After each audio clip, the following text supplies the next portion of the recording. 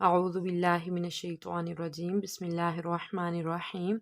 رب اشرح لي صدري ويسر لي أمري واحلل عقدة من لساني يفقه قولي رب زدني علما رب زدني علما رب زدني علما رب يسر ولا تعسر وتمم بالخير اللهم فقهني في الدين۔ پچھلی جو آیت تھی آیت نمبر 23، آیت نمبر 23، اس میں اللہ تعالیٰ نے کھلا چیلنج لوگوں کو دیا تھا کہ اگر تم اس کتاب کے بارے میں شک میں ہو تو اللہ کو چھوڑ کے جس کو بلانا چاہتے ہو بلا لو اور ایک صورت بنا لو اگر تم سچے ہو۔ اب اس آیت میں اللہ تعالیٰ کیا کہہ رہے ہیں؟ فَإِن، پھر اگر، لم نہ، تفعلوا، تم ایسا کر سکو، فَإِن لَمْ تَفْعَلُوا، پھر اگر تم ایسا نہ کر سکو یعنی تم صورت نہ بنا سکو، ولن، اور ہرگز نہیں، تفعلوا، تم ایسا کر سکتے۔ اللہ تعالیٰ کہہ رہے ہیں پھر اگر تم ایسا نہ کر سکو یعنی صورت نہ بنا سکو، اور ہرگز تم ایسا کر بھی نہیں سکتے، کیونکہ یہ کسی عام بندے کا کام ہی نہیں ہے، یہ تو اس ذات کا کام ہے جس نے اس پوری دنیا کو بنایا، جس نے انسان کی ایک ایک جوڑ کو بنایا، ایک ایک ہڈی کو بنایا، ایک ایک چیز کو بنایا، آنکھیں، کان، ناک اور بے شمار نعمتیں اگر انسان سوچے دیکھے، پوری دنیا میں اگر انسان پوری دنیا پہ بھی نہ جائے، اگر صرف انسان اپنے جسم کے اعضاء ہی دیکھ لے تو بندہ اپنے رب کا شکر ادا کرتے نہیں تھکے گا کہ اللہ تعالیٰ نے انسان کو اس کے جسم میں کتنی نعمتوں سے نوازا۔ اللہ تعالیٰ کا ہر لمحے شکر ادا کیا کریں، کیونکہ اللہ تعالیٰ نے ہمیں بہت سی نعمتیں عطا کی ہیں۔ تو اللہ تعالیٰ کہہ رہے ہیں اگر تم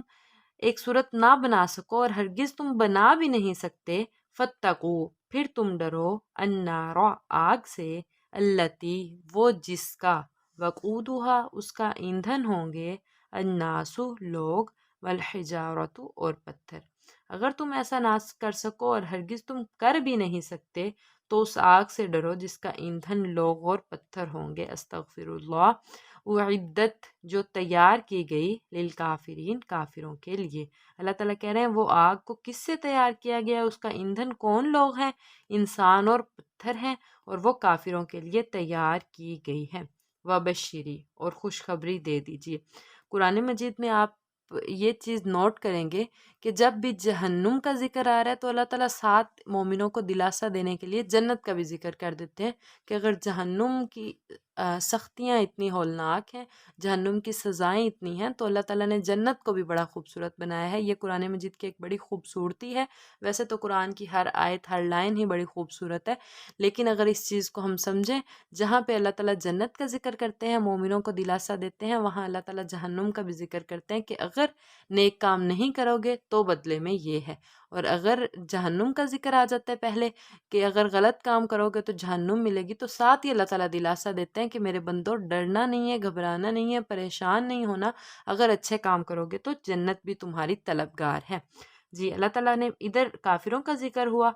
کہ ان کے لیے کیا تیار کیا گیا ہے، کیسی جہنم ہے، اس کا ایندھن کون لوگ ہیں، تو آگے اللہ تعالیٰ نے بتایا وبشری، اور خوشخبری دے دیجئے، الذین، ان لوگوں کو، آمنو، جو ایمان لائے، وعملوا الصالحات، اور جنہوں نے نیک عمل کیے۔ اور ان لوگوں کو خوشخبری دے دیجئے جو ایمان لائے اور انہوں نے نیک عمل کیے، انا، بے شک، لہم، ان کے لیے، جنات، باغات ہیں، تجری، بہتی ہیں، چلتی ہیں، من، سے، تحتی، نیچے سے، ہا، ان کے،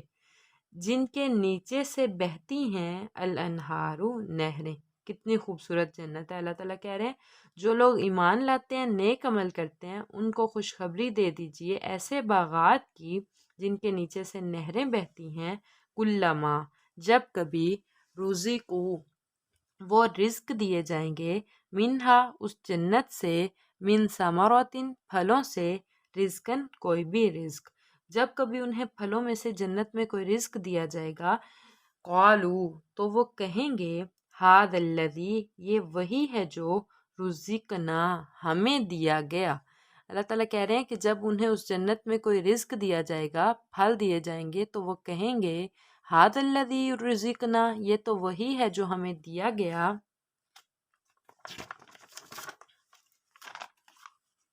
من قبل، اس سے پہلے، تو جب وہ جنت کا کوئی رزق کھائیں گے، جو جنت کی کوئی نعمت کھائیں گے، کوئی پھل کھائیں گے، تو وہ کہیں گے یہ تو وہی ہے جو ہمیں اس سے پہلے دیا گیا، یعنی دنیا میں بھی ہمیں دیا گیا، وَأُتُوا، اور وہ دیا گیا تھا، بھی اس سے، متشابہن، ملتا جلتا۔ یعنی دیکھیں، اگر سیب دنیا میں، ایپل ہم نے کھائے ہیں، بناناز یا جو بھی ہم پھل کھاتے ہیں،